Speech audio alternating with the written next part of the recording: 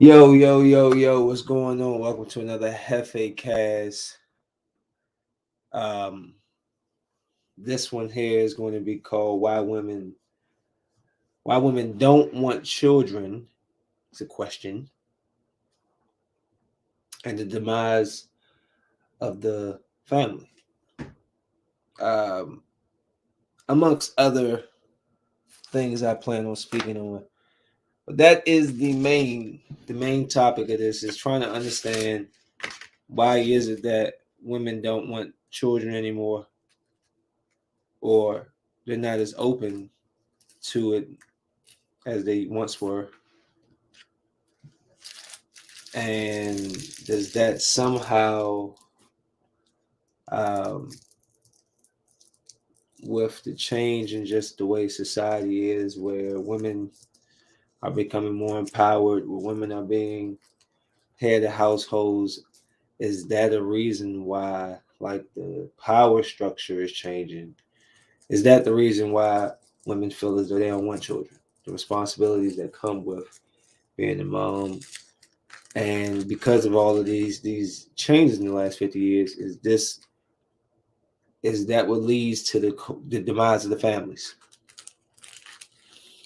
um I have a couple of different articles pulled up, and we're going to go through them. Some speak about welfare. Some speak on the government has taken steps to destroy American families, or just women's thoughts, and therapists and things who broach this subject. You're probably asking, why? Why do you care, artists? Well, I'm just curious. I'm a guy who seeks information, and this is something I've noticed when you speak to women, and you're like, do you want children? I'm not even surprised to hear anymore that a lot of the times the women say, "Nah, they don't want no children," and so a lot of women, they're in their 30s now, still don't have kids, and so I was curious to know, what is it? Is it the shift in the household? Is it the welfare, as one of these topics say? Is it whatever? We're going to find out. I'm a researcher. I do have to state, I posted that I was doing this show today, maybe early this morning, but on the probably like right before I started, I posted saying I was going to do this topic, and this girl, some random chick, writes on there and says a man is going to tell us why women don't want children. Well, actually, I'm not going to tell anybody anything. What it is research and answering questions that people are asking. So I told her, before you come on my page, ill-informed, please exit left stage, please. Get out of here. You're gonna piss me off. You know what I'm saying? I didn't it throws me off that, and not all women, but women can speak any type of way about a man. And maybe it's the Kevin Samuels thing, where as soon as a woman hear a man speaking on women, they're like, oh, I'm not coming to anybody. I'm no Kevin Samuels. I I'm open minded. I'm on both sides of that street. I understand. I have female best friends growing up, and I'm a man, so I understand both sides. But there are questions that people want answered, and I go in and research, because a lot of people don't want to do the research. A lot of people don't want to read a book.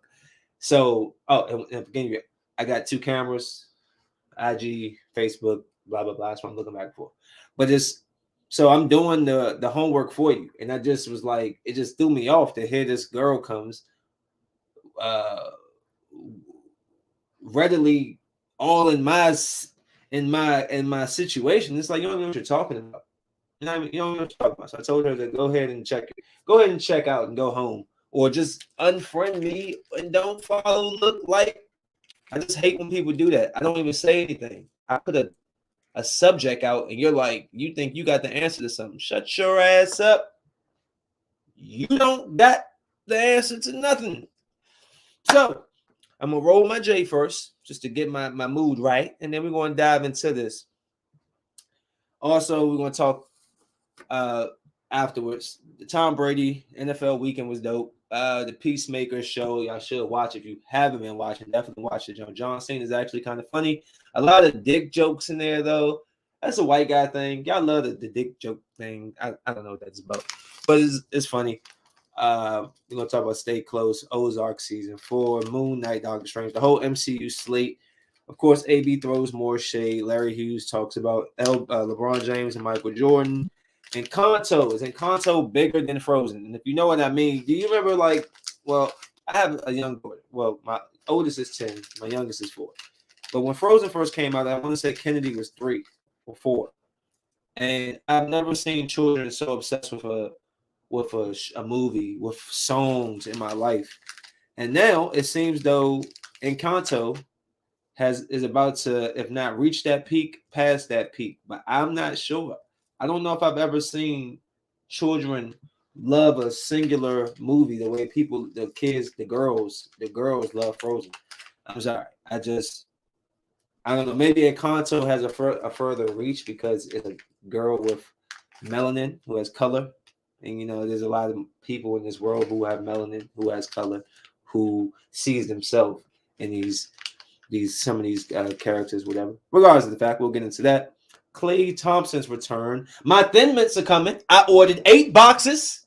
Shalise, Cuz, Shalo, hey, Thin Mint time. Let's get it popping, shawty. I'm being this Joe Grubber slide. I can't even eat it on the green screen. Y'all just gonna see me pulling out of brown cookies out of nowhere because it's green in the green screen, so you won't see it. Did you catch? Did I miss you? Might have missed you. We're going to talk about Denzel Norris, this Black author. I met this over the past weekend. I bought one of his poetry books from him. COVID supposedly shrunk a man's penis, and I want to talk about that. I've never heard of such things. If you are suffering from COVID penis, whoa, okay, you need to call Fauci. Like, you got COVID penis. You're losing inches? All right, brother. We'll get into that. And a funny story about passing the P test, whatever the case is. Let's dive into this. I'm sorry. I'm talking to y'all. I need to roll faster. Hold on. Give me a second. I'm coming. 2 seconds. Let's dive into this. This is a JefeCast with a little mix of the Jefe Files. Jefe Files is way more investigative, getting down to the bottom of certain questions, but because there was such a wild weekend and a lot of things to talk about, we're going to just blend it all in one. Hey, shout out Cuzzo, Nia Rush, her birthday today. Little Cuz, man. It's getting old. Beautiful girl. Happy for her. She just had her newborn. So everything's working in favor for her. And I'm proud of her. Just want to put that out there. Good vibes in the earth. I tell you one thing. Them Thin Mints better be here before I go to Atlanta. Friday. I'm tagging somebody. I'm knocking on doors. I'm kicking butts. Let's go. All right. So excuse me, didn't mean to kick my camera. So let's get into this. I was looking at this one article that was basically saying, hold on, where is it? Oh, it's all over there. Okay. So it was saying, this was October 7th, 2019, the IFS website, Institute for Family Studies. It says family breakdown in America's welfare system. So this is one reason why they're trying to give, as far as why the system of the family is breaking down. So it starts and says, too many American children experience the hurt from broken bonds at an early age. About 35% of American adolescents live without one of their parents, and around 40% of American children are born outside of marriage. Although these kids' parents are usually in a relationship or even cohabiting at birth, mom and dad often break up while the child is still young. That seems to be more the case nowadays, which, it's not an excuse. you have a child, whether you're married or you're not. But I feel like, it's easier to kind of go your separate way when you're not married. But it's really killing me now to see people being married and not truly fighting to keep that going. A lot of people they get into a little some trust is tested and everybody's done. So I feel as though a lot of kids are being brought into this world with cohabiting parents. I'm one. I have to say I'm at fault there. Wasn't the plan, but it's the way the life goes sometimes. Of course, if the biological parents of a child split up, the child in question will come to reside with the mother. And although many of these children continue to have a close relationship with their father, there is the exception and not the rule, especially when it comes to children whose parents were never married in the first place.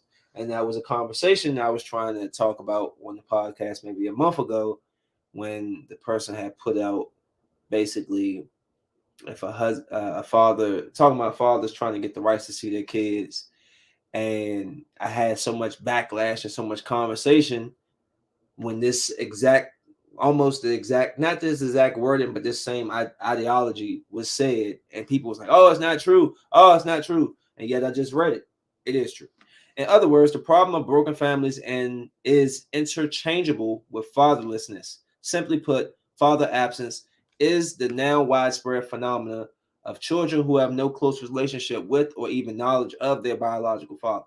Only 9% of children were raised without their father in 1960.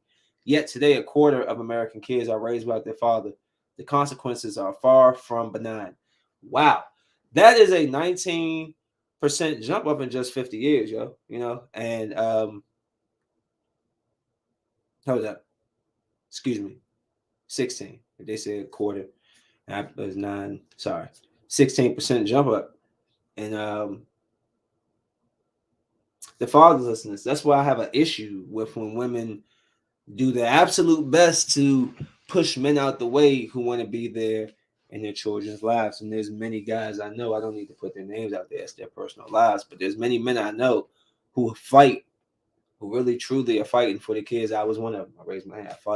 I fought for her, and I have her, and I love her dearly, and nothing's ever changed. And it kills me because I had to fight so hard to be there when there's guys who just don't want to be there. And ladies, when a man wants to be there, he's for his children. He's never put his hands on you. Let that man be there. But this right here is showing that 9% of children was raised without their father in 1960, and yet about 25% has jumped up. So we need to. I'm trying to get to the, what is the root? What is it? Is it the change in money? Is it the change in power structure? Is it the rise of the woman? Is it because a lot of you men are just straight up lazy and don't want to work for anything? And women just always have been grinders. Like they've been late coming to the party for everything, with voting, with rights, with whatever. So they've been pushing school, from school, good job, do college. Like that's how they are. That's how women are. They go and get it. So is it it's like this, is it a shift of, I'm not sure. Let's see. So first family breakdown fuels poverty. On average, even high school dropouts who are married have a far lower poverty rate than do single parents with several years of college. Interesting. But family structure has the biggest impact on children, according to Raj Chetty, the preeminent researcher on the topic of social mobility. Having fathers in the neighborhood is a primary factor in predicting upward income mobility for the children in that neighborhood later in life, even when controlling, what in the hell is in my eye? Even when controlling for other variables such as available schools, race, or ethnicity. In part, that's because family structure influences the choices that children will make. Controlling for race and parental income, boys raised without their fathers are much more likely to use drugs, engage in violent or criminal behavior, go to jail, and drop out of schools. Girls, meanwhile, are more likely to engage in early sexual activity or have child out of wedlock. Children without a father in their home are more likely to suffer from mental health problems as an adult. And that's a question. I mean, it's a statement. that is often when I meet somebody, or not even when I meet somebody, I'll be scrolling through IG or Facebook or Twitter. Jesus, Twitter's horrible. It's like X videos. I don't know what that is anymore. And I'll see some of these posts that the women will put out, or some guys will put out, and I'm like, yo, the first thing I say, where's your father? I swear to God. I say, where's your father, yo? I'd be like, where's your dad? Obviously, you can tell someone is missing, because I'll say it like this. I have both of my parents in my life. But when my grandfather was alive, there was like, I didn't want to do nothing. I didn't want to do nothing for my grandpa to get mad at me. Like literally nothing at all. Wherever I was going with that point, smoke too much weed, it's gone. Moving on. So, in part, that's because family structure influences the choice of children. Blah, blah, blah, blah. Roy Bowles, Mr. and John Tierney's book Willpower, that tells a psychology test where children can either receive a small prize right away or receive a larger, more valuable prize 10 days later. If they forego the smaller prize in mass, children without a father in the home settle for initial prize, while children with a father in the home were more willing to wait for the larger prize. What was I going to say? Because I'm not trying to lose that thought about grandpa. Hold on. Oh, yeah. That's what it is. So they don't have a father, and they act in violent or criminal behavior, go to jail. None of that happened while my grandfather was alive. It was once my grandfather died. Like, my father is 5'10". Has his illnesses. I love my dad, but real life, even then, I thought that if my dad tried to take me, like in a fight, that I would be able to take him. I didn't think I could take grandpa. I don't care. I don't care how old that man was. I didn't think I could take him. And it was until he died and I lost that. You lose that. Like, a man brings that fear of God, in a sense. Like a father brings that. He don't even have to be aggressive and loud. It's a presence. And when you don't have that presence over you, that's when you're open to just do whatever. That's where I was going. Once my grandfather died, I started smoking weed. I started ripping and running. I started being crazy. I went nuts for a little bit. That's what I was doing. Thank you. I had to go back and read. So it says family breakdown is class-based. Family breakdown is extremely important if we care about a child's social mobility. The average child just does best with married parents, and more specifically with their own biological father residing in their home. Yet America's poor children have relatively few involved or present fathers. That's because the vast majority of America's overall marriage decline is concentrated among poor and working class Americans, leading to marriage divide based on, and it says, figures. I think that when you bring in the lower class and you're talking about the poor class or the working class Americans, what breaks that down is the fact that they're not able to bring the money in. I don't care who you are. I don't care if you got a 14-inch penis and you're smacking the back of her lungs every night. It don't matter. If you're not bringing in the money, if you're not bringing in money together, you're going. I've seen it happen. The relationship falls apart. It's something about that money that feeling, especially women want to feel not comfortable, comforted. They want to feel secure that, bills are paid for. I'm not going to lose my house. And when you're talking about people who are in the poor class, a lot of times those families, I think that nowadays, because maybe not back in the time of our grandparents, because they just made it work. And plus, money was different. I think now with the image and the way, if you see your spouse not making enough money, and this guy is, or you can see the opportunity to do more. I see people just being like, I'm not wasting my time here, and they kind of. So maybe that plays into it. She says, figure one, share of adults age 18 through 55 who are currently married by class. says 26% of the poor, 39% of the working class, and 56% of the middle and upper class. So I want to get down to this welfare part because this is the part that grabbed my attention. And it says welfare may have played a role. I'm sure it did, especially if it's giving people, a lot of people are on welfare and don't want to work, don't want to do anything. So maybe it took the responsibility away from certain people. Maybe that's what it's saying. Let's read. It is important to realize that things weren't always so. The Black American family provides a stark example. From 1890 to 1950, Black women had a higher marriage rate than white women. And in 1950, just 9% of Black children lived without their father. By 1960, the Black marriage rate had declined but remained close to the white marriage rate. In other words, despite open racism and widespread poverty, strong Black families used to be the norm. Y'all hear that? Strong Black families used to be the norm.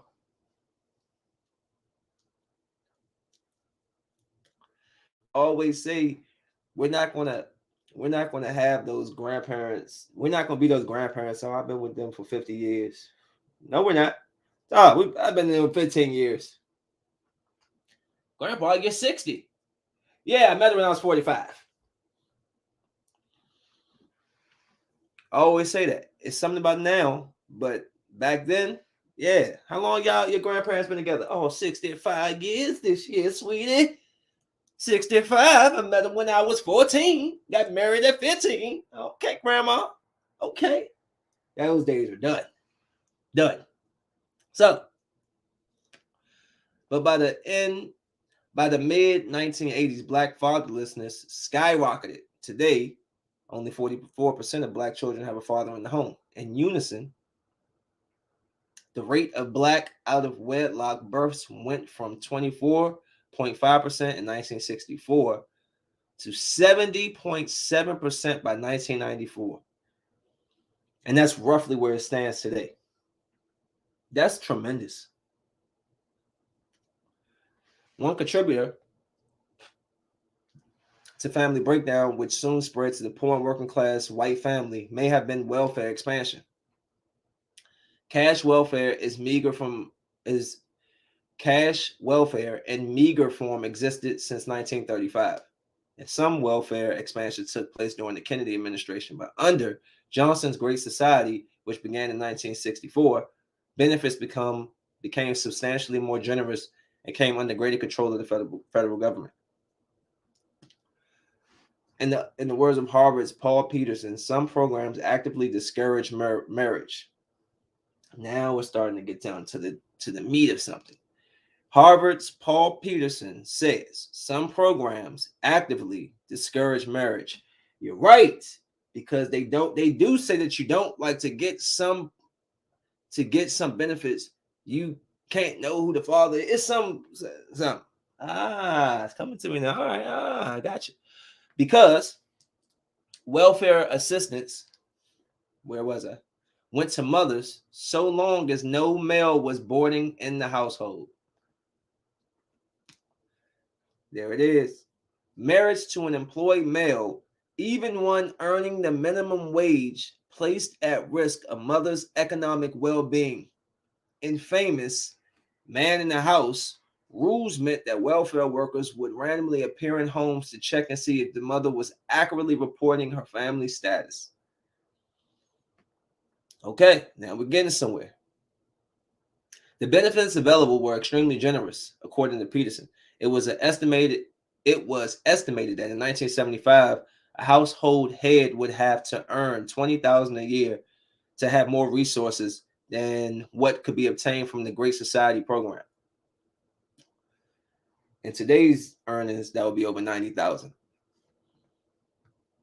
That may be a reason why in 1964, only 7% of American children were born out of wedlock compared to 40% today. As Jason Riley has noted, the government paid mothers to keep fathers out of the home and paid them well.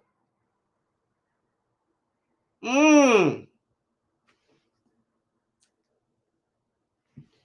this a known system? I've always heard this was like a known to get the fathers out the house. You know, America's a corporation. They keep saying we're a country. The more that I've really like noticed and look at everything, I'm starting to see that we're just the United States of. We're just a corporation. We're a corporation, bro. Everything has a price on it. Healthcare, jail is big business. Everything's a business. There's a consumer for everything.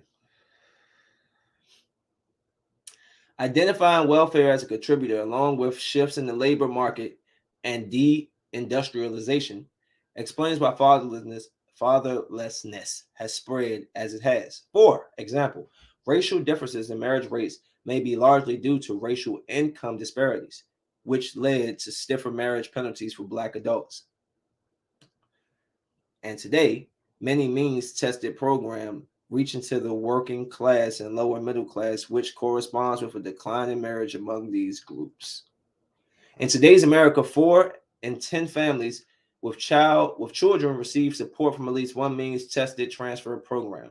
One study found that almost a third of Americans said they personally know someone who chose not to marry due to the fear of losing the benefit. They're causing this. It's a systematic way of destroying families.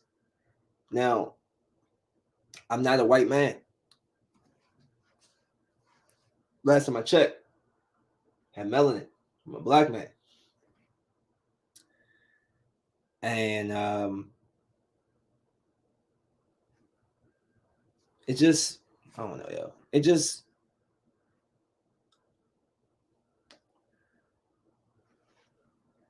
I can't speak on what white people go through, but I see that just like they put 1,000 liquor stores in the hood, just like they put 1,000 liquor stores in the hood, it just seems like welfare is it's just for like,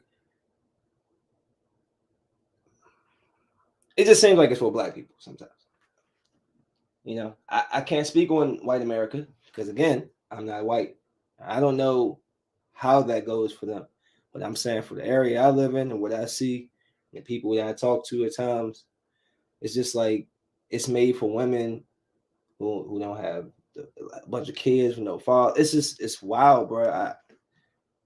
And that's true. A lot of people won't get into a relationship because they don't want to lose that benefit. Okay. So it goes on and says time to reform. State policymakers on both the left and right who are concerned with declining social mobility in the state of our children should pursue compassionate reform. This includes reducing marriage penalties and welfare programs. Yeah, you should not be eligible only if the father is not about like that. What is that? That's and these men, I really get sick of these men. The men should be penalized. You having children and ducking the responsibility. You should be penalized. You should be castrated. I'm sorry. I know that's harsh. That's rough. That's rough, right? Yeah, but if you want to go out here and procreate and make children, but don't have the balls and have the time to stick around for them, you either pay for them or you don't want to pay for them. All right, you castrate him. Take his balls off because you should not have the responsibility to birth or bring in any more life that you're not willing to sit there and take care of. It's just ridiculous. At least that's me. Snip them off. I bet they be there then. Oh, you need milk, Pampers? What you need? You need me to pick them up? You take me out to lunch, dinner? What you need? I bet he be there then. We gotta make better choices with people we lay with. So I wanted to bounce to this other one because I was curious. You know, women are being more head of the households. Is that a reason? Another reason why families are declining, but is that is that another reason why women don't want to have children? It's changing. Like the having to stay at home and make and cook a dinner and wash clothes is out the window. Women aren't. That's not what women are. They don't. That's not their assignment. They don't feel that's what they're made here to do. they believe they should be able to do as much as the men can. So, over the past 30 years, women have, excuse me, increased their presence in the housing market, with the home ownership rate of the households led by women rising, while the home ownership rate of households led by males falls. This reflects two factors. Today, more women are head of household, and women have reached higher education and income levels, which can put home ownership into reach. I keep trying to tell you, that's one thing I don't have to worry about with my two daughters. They're going to be good school. Girls are good in school for the most part. For the most part. There's a couple of y'all I knew wasn't that great, but for the most part, women are exceptional in school. They get that done. So, what do the data reveal about women growing presence in the housing market, and what are the implications? Half of all households are now headed by women. 30 years ago, in married heterosexual households, a male partner was generally the main breadwinner and considered the household head. Over the past 30 years, the marriage rate has declined, and more single women are household heads. From 1990 to 2019, the share of household headed by single women increased from 17.6% to 22.6%. Even among married two-earner households, among married two-earner households, it is increasingly common to see women as the head among marriage households. The share of women head of households increased 24.3% points from 21.8% in 1990 to 46.1% in 2019. Also, among married household, Black household had the highest share of women head of households, 52.5%. So look at you, Black women, holding it down, huh? Holding it down. The results of these two effects are dramatic.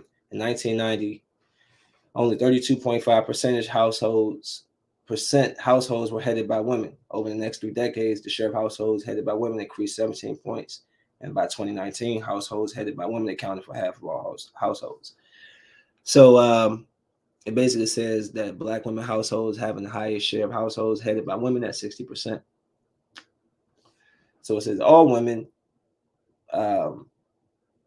from 1990 to 2019, 1990, all 32.5 who increased the share of households headed by women. So 32.5, 49.8 now, 30.3 white in 1990, 48.7 now, 52% Black 1990, 60.2 now, 30.8% Hispanic, 49.2 now, 23.3 Asian, 40.1 now. So as you can see, everybody's numbers are almost at 50%. And it's just, okay, let's keep going. Let's see what else they got. More women are homeowners. Women outpace men in educational gains among head of households, but the income gap remains. I'm trying to get. So after all of this saying, after all of that is going through, so what does this all mean?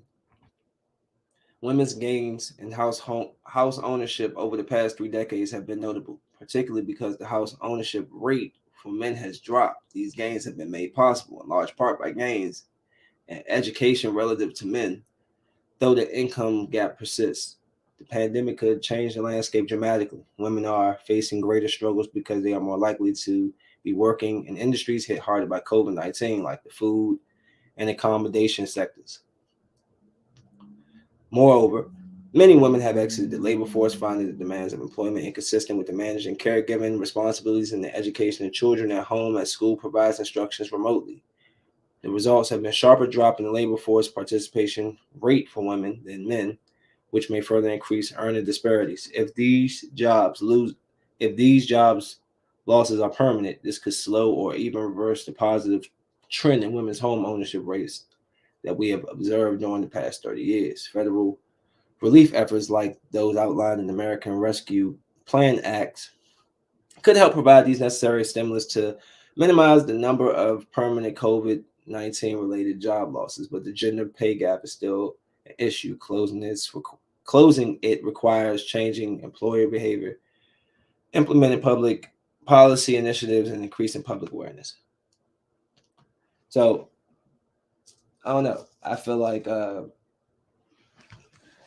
okay, I'm not gonna say anything. Let's read more what women have to say. More women are choosing. Excuse me. Big feet here. Kicking my stand. More women are choosing not to have kids, and society can't cope. I don't want to have kids. It's the kind of statement that often prompts total disbelief. It's known to end conversations, leaving behind confused, blank faces and dropped jaws, especially when coming from a woman. The response is always, "You'll change your mind eventually," says Jess Cyrus, 32.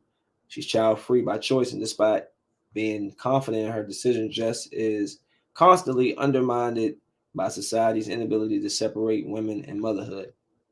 The Australian Bureau of Statistics say that sometime in the next decade, the number of couples without children will overtake the number of couples with. That means more women are choosing not to have kids.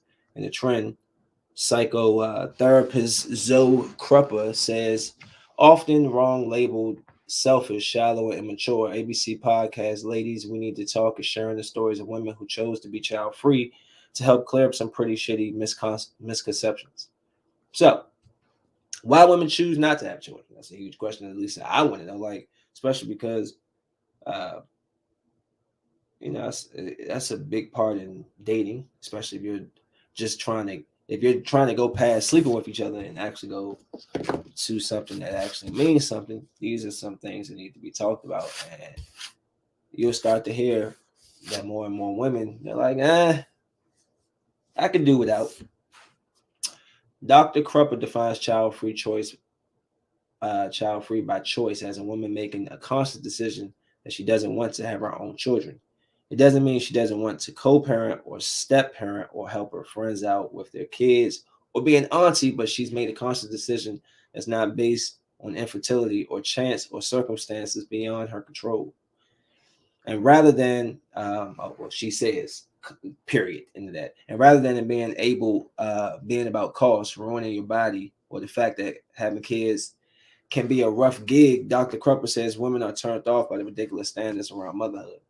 You would think that it was about the terrible deal it can be when you have kids, but it's mostly for a lot of women about the ideal of motherhood is like, the ideal motherhood is like, and what the standard is, the perfectionism around mothering. So much that goes in this. It's not just that there isn't support for women to have it all, but that there is an intense social criticism of mothers that makes it a particularly unattractive option. So there's this assumption that you're selfish because you've chosen not to have children, says Tony Shepard, who has published a book on her decision to remain child-free. And there is something in that, because if you're having kids, you need to give them everything. But then, if you're having a kid so they look after you when you're older, that's pretty selfish. But that's not the reason why people would have kids. I would say lack of masculine man at home, leaving women feeling alone in the process. So they resort to not wanting children. Okay, I like that. I get it. I'm just just very curious. I'm curious about things like this. Life has to change when you have a baby, obviously. Actor Jess, who we heard from earlier, she says she doesn't really like children. And given the state of the world, she worries about what kind of life they would have anyway, which is huge. We do need to take into account that our world is changing every day, and we need to be mindful of that when you bumping and grinding. Okay, there's things that can prevent childbirth. Condoms, female condoms, which I've never used or understood. It's like a plastic sheet or something. I don't know. The contraceptive stuff and all that. The pills. I don't know. I know it's not great for your body sometimes. I'm just saying. You got to be mindful what we're bringing our kids into. It's a huge weight on my mind. What problems are we passing on to them that they had no control over? The same ones we were passed that we didn't have control over. Excuse me. Carolyn Epps Camp is 48 and says she's never felt maternal, and her husband of 22 years didn't have a strong opinion either way. I'm a big animal lover. Like, show me a puppy and I'll be pretty excited. Show me a baby and I'm fairly blasé about the whole thing. She also, but you have to give some stuff up when you have children. Life has to change. Those who say it won't change are delusional because you'll drive yourself mad trying to keep it the same. We travel a lot, and we've been really happy with our marriage and our partnership and the life that we lead. The main reason I'm child free is by choice. It's my fear that my postnatal depression will be so debilitating that I will not be able to bond my child. So it goes on to say, it goes on to say, women are happy with the decision, but no one is. So obviously, we get that. But then it says, no kids, no invites. Women without kids don't just face judgment and scrutiny; they can be socially excluded too, and not just during the childbearing years. Women who don't have children are really socially on. What? They tripping. I mean, that's true though. I thought I wasn't getting invites because I had a kid at one point.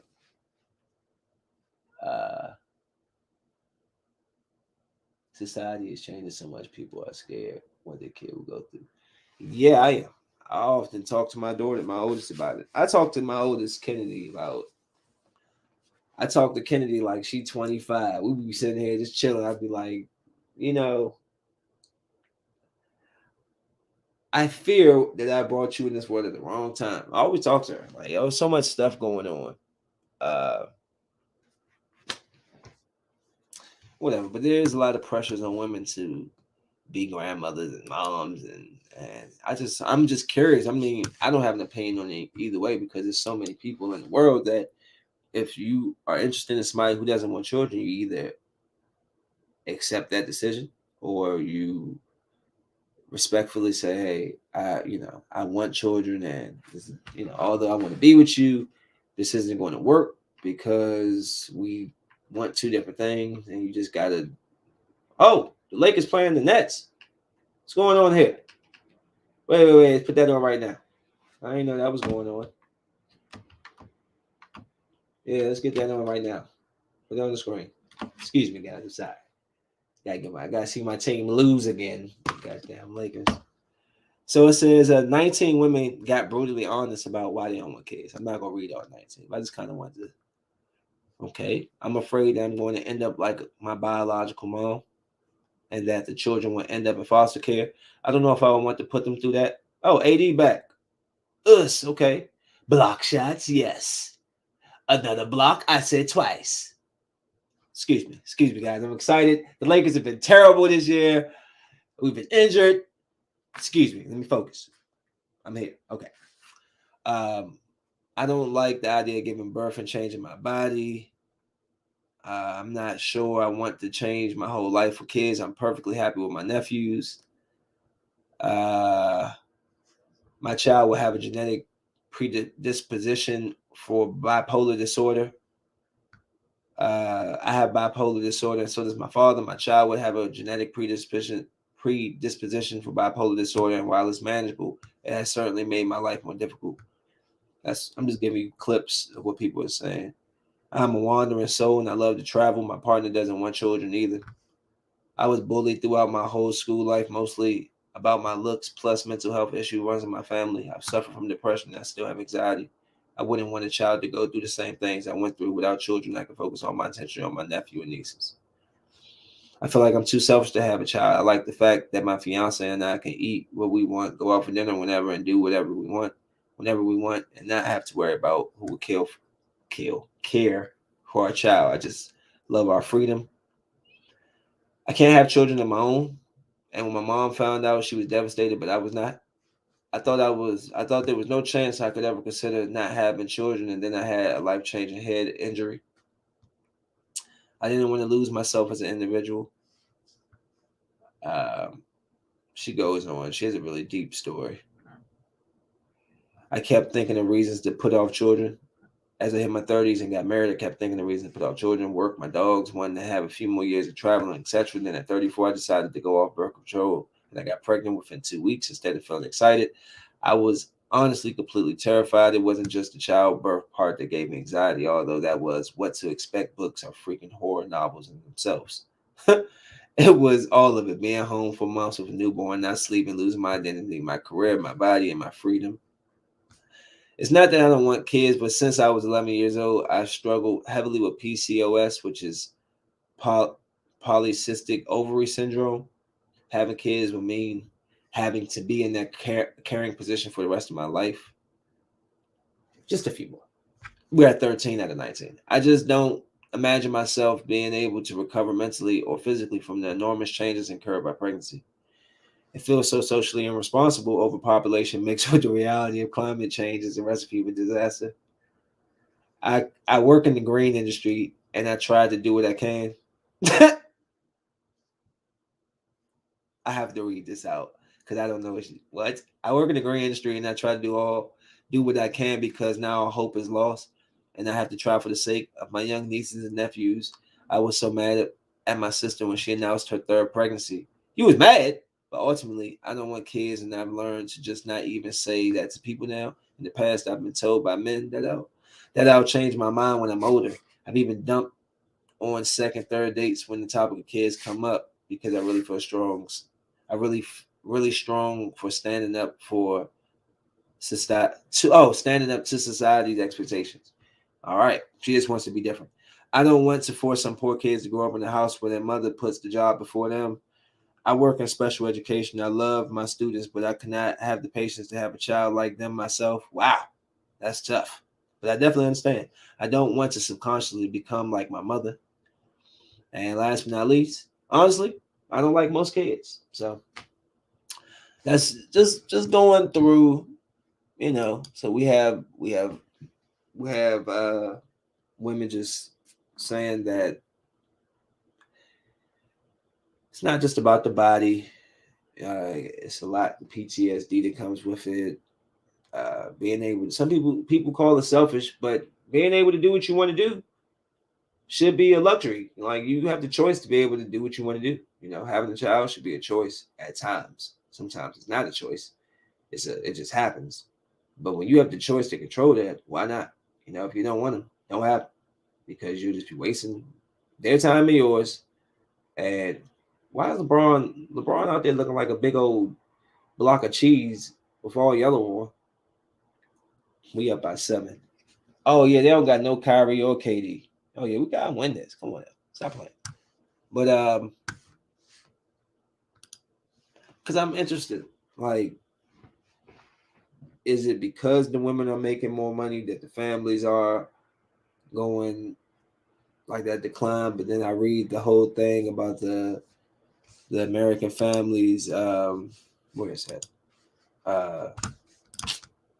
Welfare. Like, welfare seems to play a huge part. Seems like they basically paid women to stay to keep them in out the household. So I'm just curious. I was just curious. I have daughters, and obviously one day when it's time for them, I would hope that they would want to have children, because we need that Gatlin name to pass on. Oh well, damn, they're not gonna have the Gatlin name. I need a boy so he can pass it on. You know what I'm saying? Or whatever. But there's a lot of just going through, looking at some divorce rates. Uh, they're high, yo. Like, we're trending in a bad direction. There's nothing wrong with you know being independent, but that shit is lonely. I don't know why y'all be playing. I go to sleep in my big bed alone. I get to wake up in my big house alone. Oh, I got a little puppy and a fish. Yeah, whatever. You got a big ass vibrator in there too. Like, you just be in there. Lonely as hell every night. Sipping on some. These are just props. I don't drink. I just have them here because I like the bottle. Anyways. So yeah. And don't when y'all come over, hey, can I get a shit? No, I'm not opening them. Just stand there. You bring your own. I smoke with you all day, but don't you ask to open my prop bottles. All right? My man came over here one time. Well, he came over this joint and tried. He was like, hey, bro, can I get one of them joints? And somebody had given me one. So I was like, take the one they gave me, but you're not taking the ones I bought, bro. Like, come on. Stop being about it. I don't drink. I've known some shit like that for 10 years. It's all good. But yeah, let me see. Is there anything else I want to talk about the whole women as far as what I'm reading? It says, are American families really being torn apart by politics? I'm looking at this chart. 66% says not at all. 18% says a little. 10% says a moderate amount. 3% a lot, and 3% a great deal. In the past 4 years, how much have political differences hurt your relationship with family members? Mine's haven't hurt me with none because it's your personal preference. I just don't even get it. I don't even get it. But yeah, I'm just curious because it goes into all this other stuff, blah, blah, blah. I'm not gonna bore y'all with all of that this whole time. But I did want to go through that really quickly and just see like what is that about? Why it seems like now more than ever women don't want no kids. And personally, if I was a woman, thank you for not making me a woman. I would not have children. I would be a virgin forever, as I would be a nun. And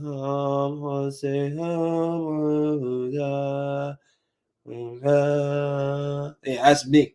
That'd be me. Because there's no way nobody would have been putting a big baby in my and come where? It's coming out of what? And then it hurts worse when you get a C-section. So I'm damned both ways. Or I can't do it natural. It's going to hurt to the goddamn it degree. Oh, I gotta get an epidural this long on my back. Oh, heck.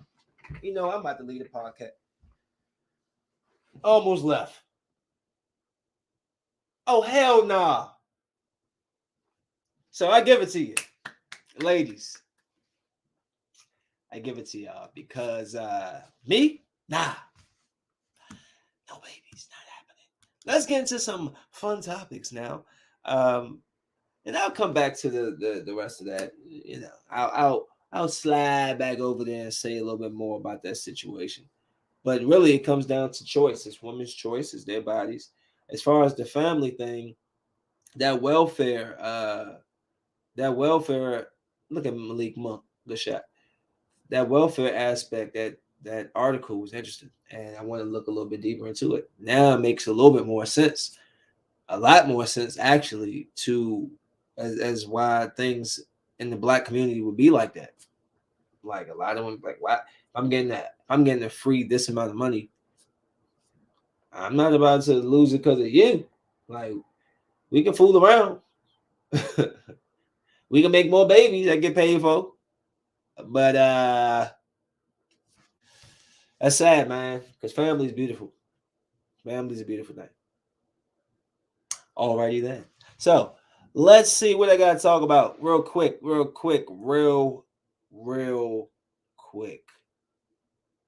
So I was watching do y'all watch Peacemaker? You watch no Peacemaker? Not ringing a bell. Suicide Squad came out a year or so ago.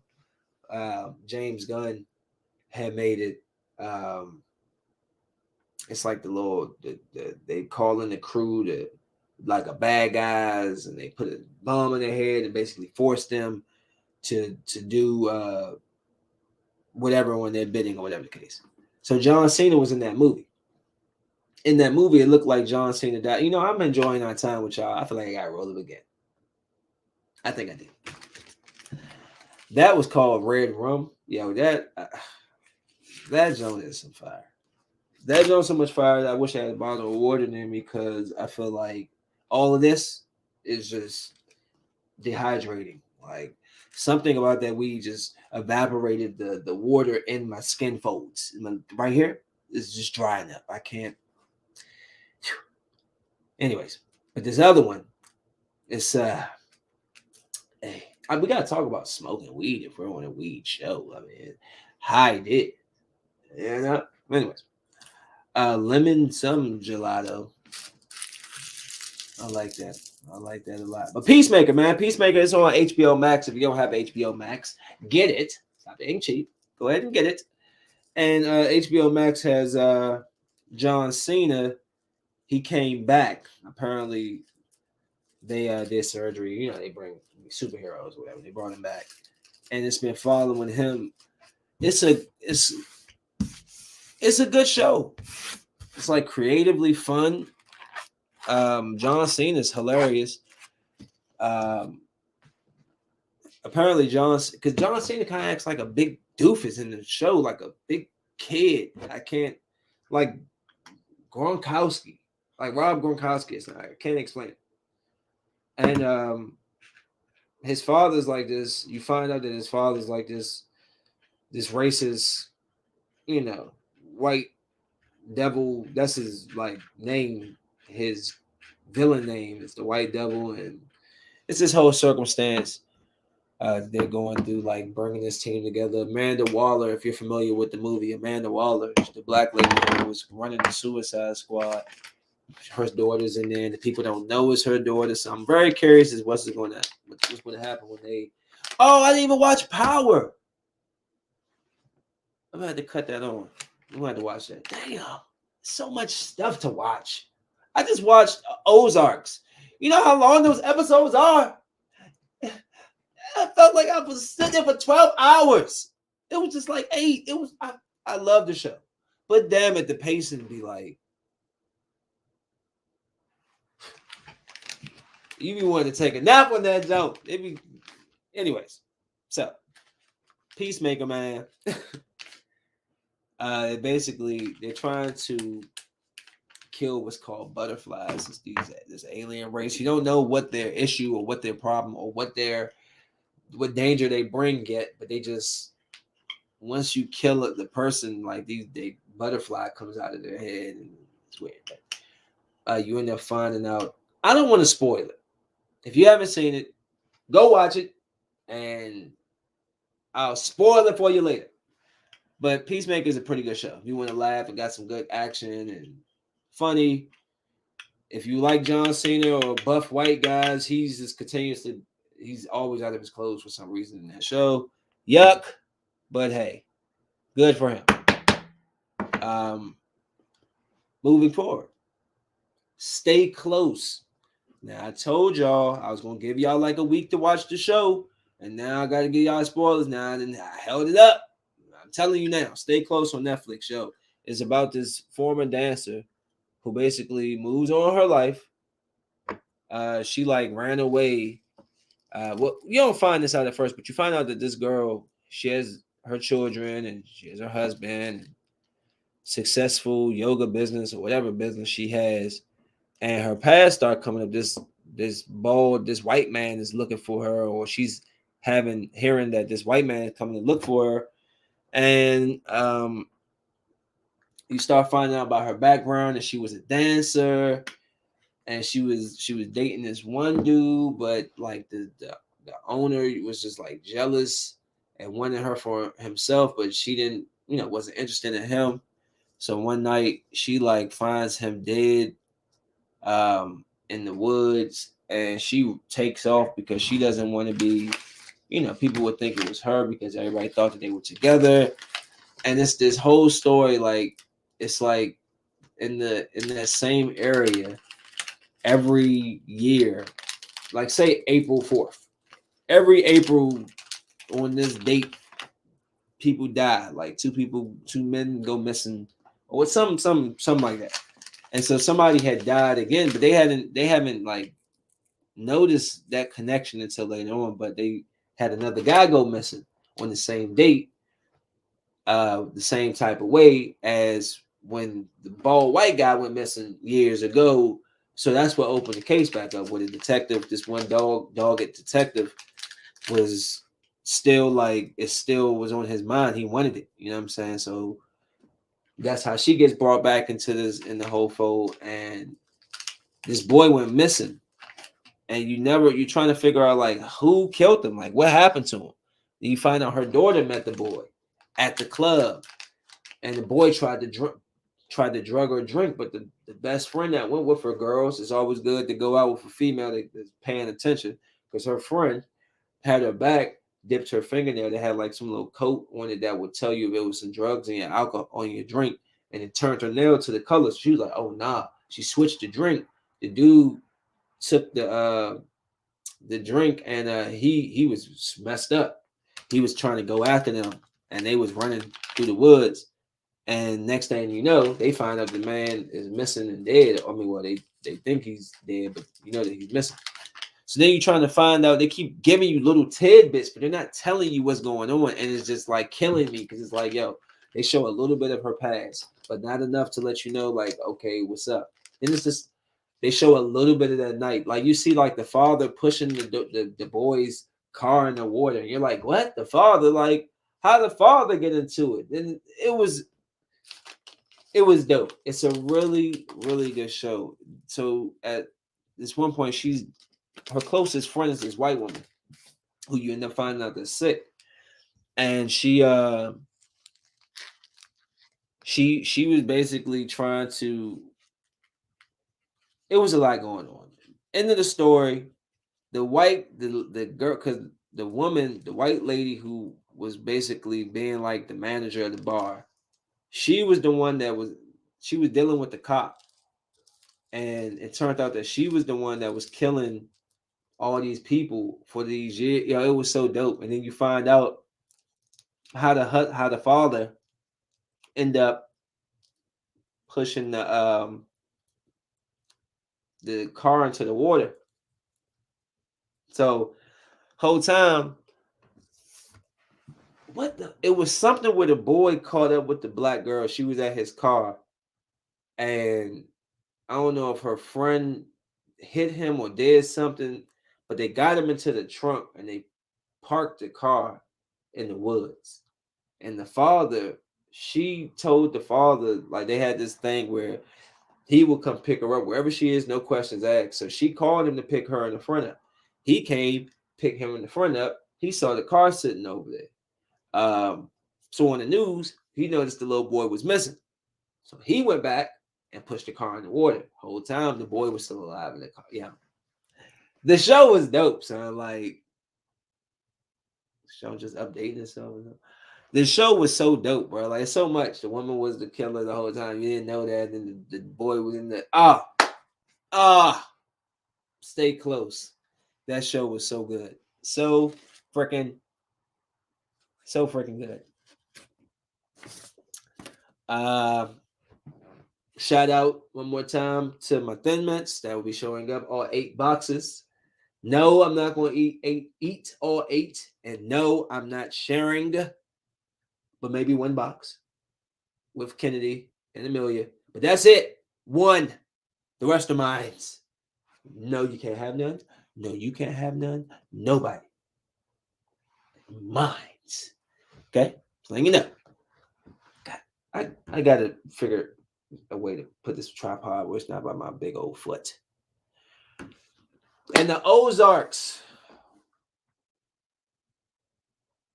Season 4, Part 1, Ozarks. I finally finished it. Was it today? Yesterday? Yesterday. I barely know what days it is anymore. And I don't want to spoil you anything if anybody hasn't finished watching it yet. You get 1 more week, and I'm telling you. I'm telling you. But my only thing about the Ozarks is this. I enjoy the story. You have to be patient. You know how you tell somebody, hey, go watch this show. Some people tell you that first episode gotta rope me in. I give it 4.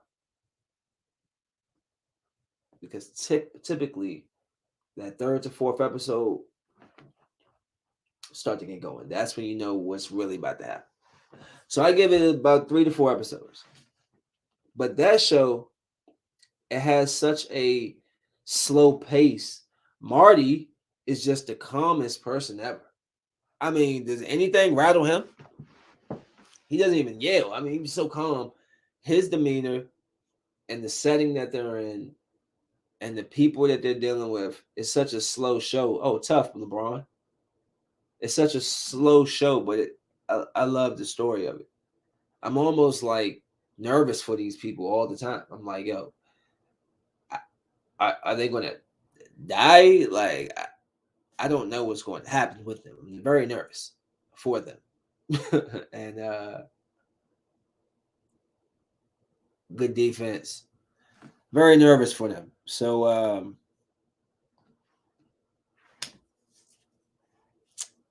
I just noticed a huge. I love the character changes that you've been saying. The mom has literally become like a monster.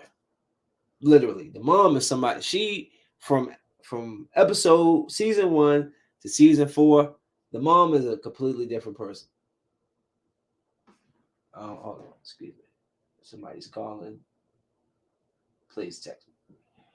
The mom is a completely different person. Completely.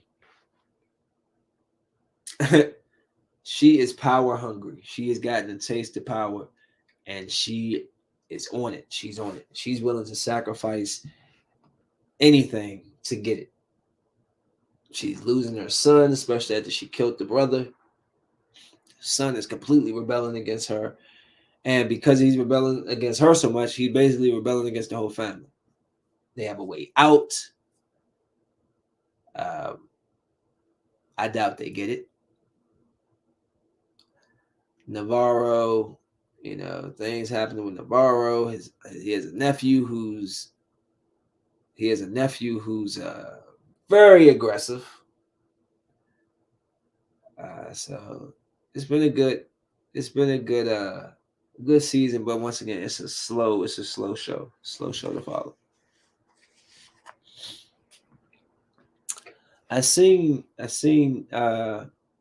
Clay Thompson have returned.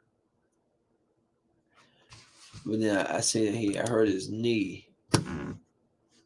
Um, he had hurt his knee, and he's out for a few games, I think. But I see that he's right now he's averaging what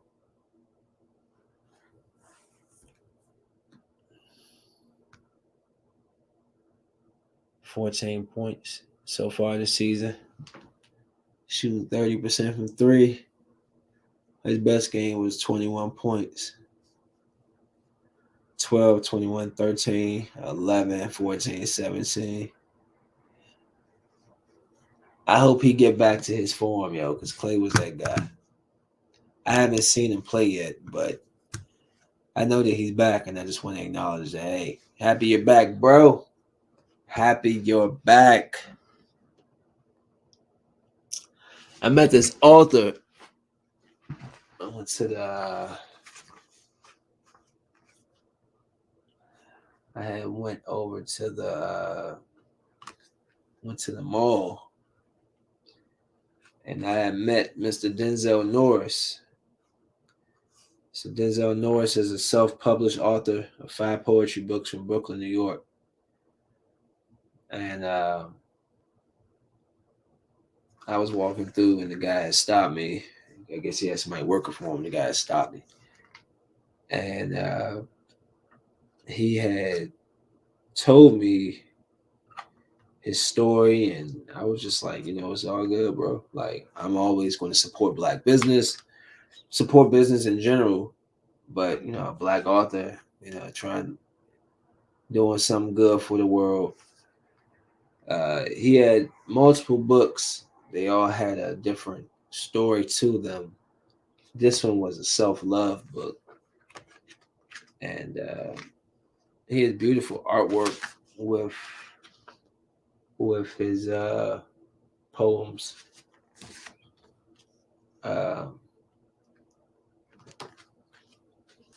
different ones. So yeah, it's a nice one. Um, let's see. I'll read one. Where's one? My man just was so. My man loved this one. This one right here. My man loved this picture. Chase Gaddafi. He loved this picture for some reason. I mean, not for some reason. I know the reason.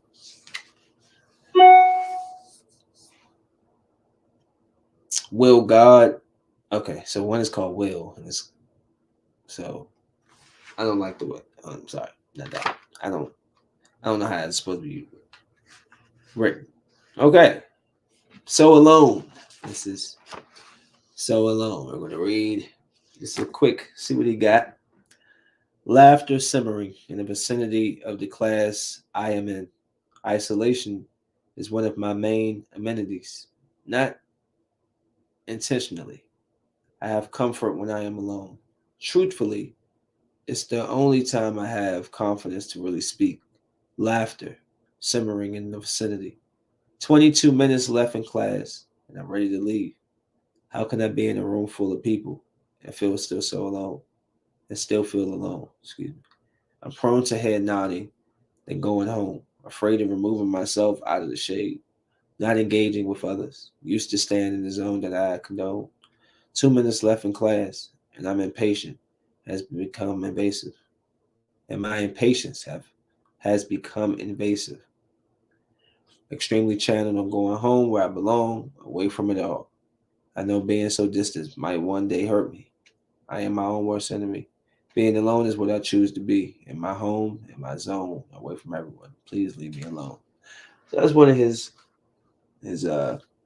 poems, and I would say check him out. He's at underscore Denzel Norris, DenzelNorris, and check him out. Oh man, let me see if I can pull it up. Cause I had hold on.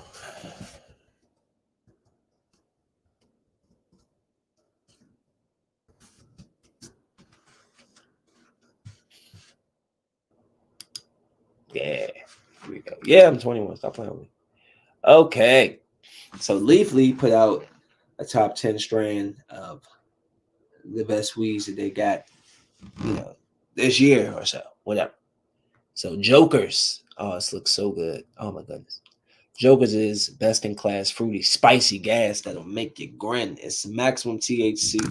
Get this out. THC indica hybrid effects deliver what connoisseurs demand. Share this elite indica hybrid with a fellow heavyweight and enjoy it along with a fine film. California-based exotic breeder leader compound genetics mixed the parents' white runts and jet fuel. Jet fuel. And jet fuel gelato was selected Joker's number 31 to first bring the market at Emerald Cup. Hold on. I need to look up for it. I need to write that down. Oh man. No. I had race fuel, not jet fuel. Race fuel was so good. Joker's is a platonic ideal of exotic cannabis in 22. It's icy, dense, dark, and massive, smelling of purple candy pine trees drenched in fuel. Woo! That sounds amazing. Rainbow belts. Got sad? Add sunlight, nature, and puffs on this neon hybrid to your routine ASAP. An olfactory array of syrup, tropical fruits, and uplifting hybrid effects awaits.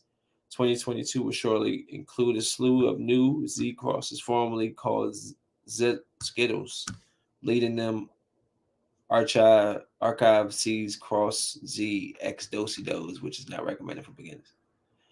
Rainbow belts look so amazing and smells outrageous that it'll make you mad at your other weed for being so basic. Haha, that's funny. Hella jelly. Y'all got to see a picture of these, y'all. It's good. Look at the plant on this, Joe. Whew. Hella jelly. Can a cap an epic surf sesh with the sweet rush of blue cotton candy, strawberries, and grapes. So the Humboldt Seed Co. did the sativa world a solid when it wedded a very cherry to notorious THC, hella jelly looks, smells, and feels like sativa. But flowers fast like an indica. You can grow greenhouses of it easily and flawlessly. And America has started it too. Thank God. We still love our classics, Durban or Jack, but hella jelly has potential to make classic sativas head envious. Apples and bananas. Oh man. Space out to the sounds of the God mad lib of on this powerful creative hybrid. It's fruity, soft, dank, gasoline taste and super high THC scores will ensure you to stay one of America's most blunted on the map. They got that said cookies. What cookies was this?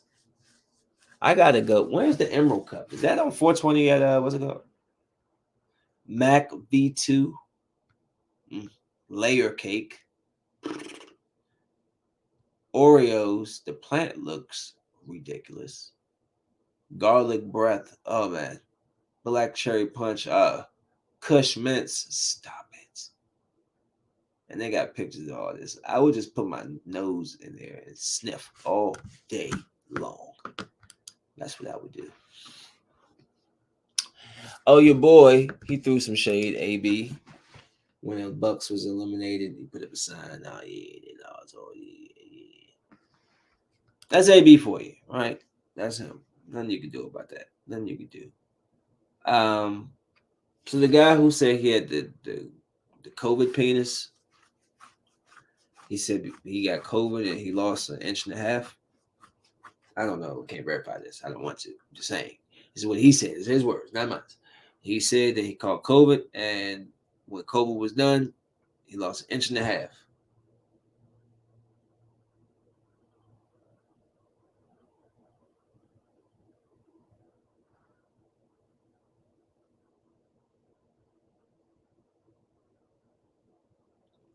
Yeah, I just wanted to sit on that for a second. All right. I guess we'll talk about. I'll hold my MCU for tomorrow with me and Phil. We're doing a filtered podcast.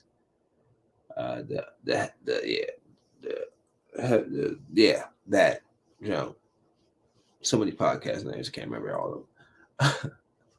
Oh, here's my man's book. If you want to check him out, Denzel Norris, and we will get into the Encanto taking over, the Larry Hughes later, and Tom Brady is about to retire apparently, possibly. I'm not sure, but he said 45. He's right on the edge of 44. My man 45. He said he wanted to play the 45. He's 44. So we'll see. Aaron Rodgers, is he gonna go back to Green Bay? Somebody gonna trade for him? Steelers is open. There's a lot of teams. So we'll see.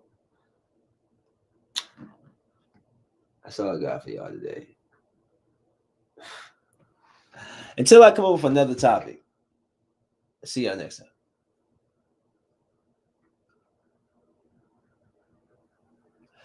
And for y'all take it easy and y'all smoke weed.